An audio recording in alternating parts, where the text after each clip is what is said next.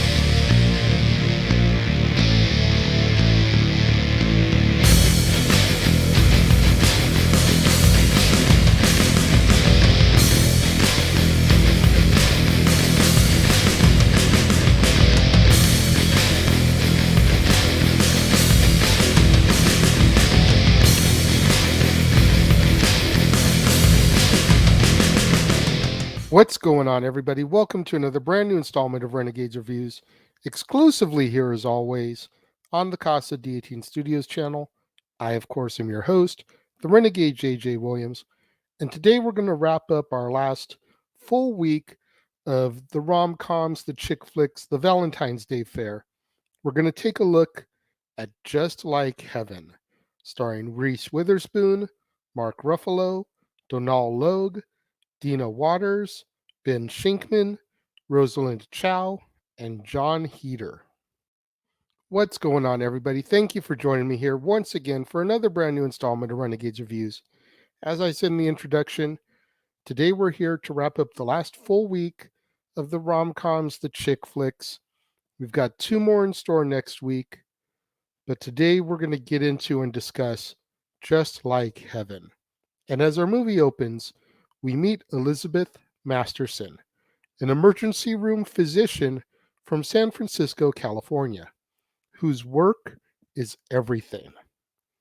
One evening, while on her way to her sister's house for a blind date, Elizabeth gets into a car accident.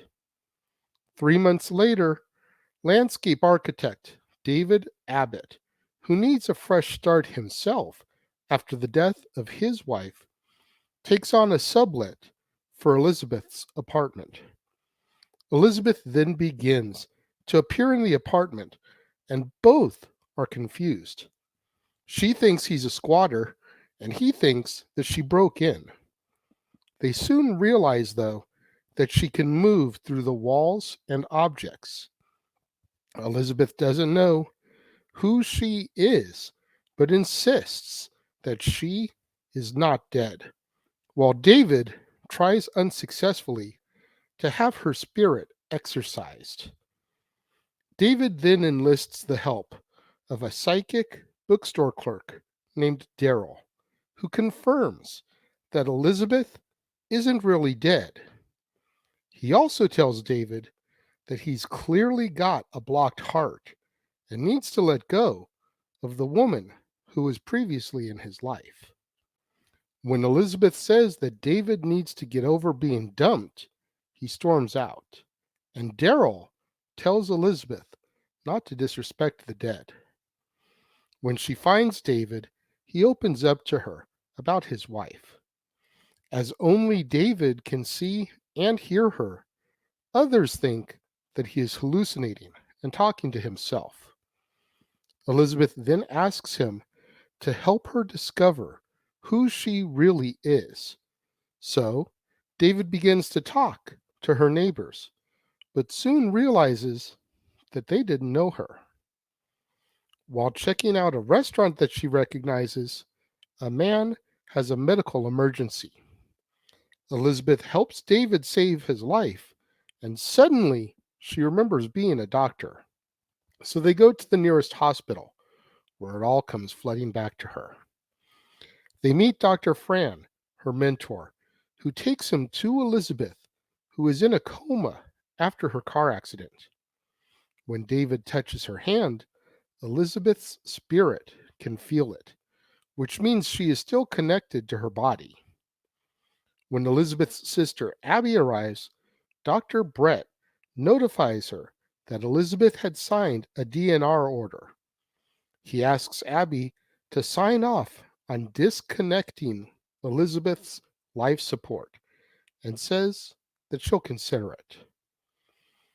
David and Elizabeth begin to bond when he takes her to a beautiful landscaped garden that he designed. She tells him that she senses that she had been there before, when in fact she dreamt of the garden while catnapping during a long shift during the opening scenes of the film. When David is told that he's been offered a long-term lease on the apartment, he realizes that Elizabeth is about to be taken off life support. He tries to prevent it by going to Abby's and to try to tell her that Elizabeth is communicating with him. While there, her niece, Lily, is able to see Elizabeth. David begs Abby to keep her alive, but she has already signed the papers, with life support being scheduled to end the next day. As a last-ditch effort, David blurts out Abby's secret from her wedding day, which freaks her out, causing her to drive him out of her house. Elizabeth then opts to spend her last night with David in the apartment. The next morning, he is determined to prevent her death by stealing her body from the hospital. He enlists his friend therapist, Jack, to help him. As it turns out, Jack is Abby's former college boyfriend, and the two had set up David and Elizabeth for the blind date the night of Elizabeth's accident. They then theorize that the reason David can see Elizabeth is because they were meant to meet, which causes David to admit to Jack and Elizabeth that he loves her. Security guards catch them trying to steal Elizabeth's body, and as they pull Jack away from her, her breathing tube comes off. Elizabeth is now dying. David frantically kisses her body as her spirit fades away. But then her heartbeat returns and she awakens from the coma. Elizabeth recognizes Abby, but not David, and he sadly leaves the hospital. Sometime later, Elizabeth moves back into her own apartment. Drawn to the roof, she finds David up there, who has transformed it into a landscaped garden. He reveals that he got in by using the spare key that her spirit had shown him. When she asks for her key back, their hands touch, causing her memories of the events that occurred during her coma to be restored, and they kiss happily. We then fade away from the rooftop and find Daryl staring into a snow globe, happy with seeing how things turned out as our movie comes to its end. This is your typical rom-com love story fare. There's nothing special about it, but I remember seeing this in theaters, and I probably haven't seen it all the way through since then. But I remember seeing it in theaters and thinking, man, what a hell of a story. You know, these two people that seemingly meet on accident and then come to discover that they were set up for the blind date that never got to happen because of her tragic accident. And you really start to sit there and think about this stuff, and then you realize what a small world all this really is. At the end of the day, we're all like 6 degrees of Kevin Bacon connected to each other throughout the entire world. Elizabeth has a sister named Abby, who has an ex-boyfriend named Jack, who has a best friend named David, and they were all getting set up for a blind date together. Like, the chess pieces, the way they move around the board is just so intricate and so interesting. And you watch the way the story unfolds and all the clues start to come out, and it's like, whoa. I should have seen it coming a mile away, but the first time, for some reason, I didn't. And it wasn't until you go back and you rewatch a movie sometimes where you can see all the little blips and the clues and how everything's being set, and it's like, okay, I see how it all connects now. And I feel like this is one of those movies where it's fun to go back and just watch everything kind of connect itself. Reese Witherspoon, love her to pieces. Can't think of a movie I've seen of hers that I didn't enjoy. Mark Ruffalo, everybody's favorite Hulk. I mean, we discussed him last year during Chick Flix when we did 13 going on 30, which I'll link up here if you missed that. You know, then you factor in Jon Heder, probably best known for his role as Napoleon Dynamite. And it seems like no matter what movie he gets in, he has that same aura about him. even if he's not playing the character, because his speech pattern and everything in this was very Napoleon-esque. But he wasn't Napoleon. He was Daryl, the psychic bookstore clerk. But it was so cool watching all these little pieces come together in this film, and a hell of a story being told. Again, think about it, and I'm sure you know somebody who knows somebody who knows somebody, and like this whole pattern comes around, and it's just like really fun way to play these games every now and again. You know, it really is. I know I keep saying it, but really is a small world. When it comes to my rating for this, much like the other movies I've done this week, I can't rank it any better than, but I'm going to keep it level. It's 4 out of 5 stars. I highly recommend that you guys seek this movie out, give it a watch, enjoy it, watch it with your loved ones. I really think that if you get past the essence of Chick Flick, I think you'll get sucked into the story. I know I did. 4 out of 5 stars for Just Like Heaven. What do you guys think? Let me know. If you're watching the premiere, leave your thoughts and comments over here. If you're watching on demand later in the day, leave your thoughts and comments down here. Let's have that conversation, that debate, that discussion, that interaction that I'm always asking you guys for in the comments below. And tomorrow is a really full day, so make sure you guys tune in right here to the Casa D18 Studios channel first for another brand new installment of Renegades Reviews. And it's new release Saturday. We'll be taking a look at the Amazon original Shotgun Wedding, starring Jennifer Lopez, Josh Duhamel, Jennifer Coolidge, Sonia Braga, Cheech Marin, Callie Hernandez, and Lenny Kravitz. And then at the top of the hour, right here on the Casa D18 Studios channel, as well as over on the Jeff Meacham Network and across the Jeff Meacham Network multiverse of media, it'll be time for our first NWA watch-along of the year as we present NWA Nuff Said. The Simple Man Noah Foster, the Heat Man James Hebert will both be on the call, giving you their live reactions, predictions, and commentary of the event. And then immediately following Nuff Said, again, here on the Casa D18 Studios channel, the Jeff Meacham Network, and across the Jeff Meacham Network multiverse of media, it'll be time for our weekly installment of Open Mic Night.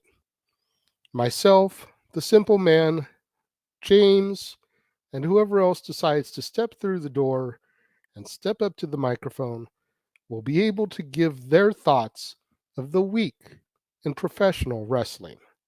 You don't want to miss out on any of that content right here on the Casa D18 Studios channel, on the Jeff Meacham Network, across the Jeff Meacham Network multiverse of media. We've got more episodes of Renegades Reviews.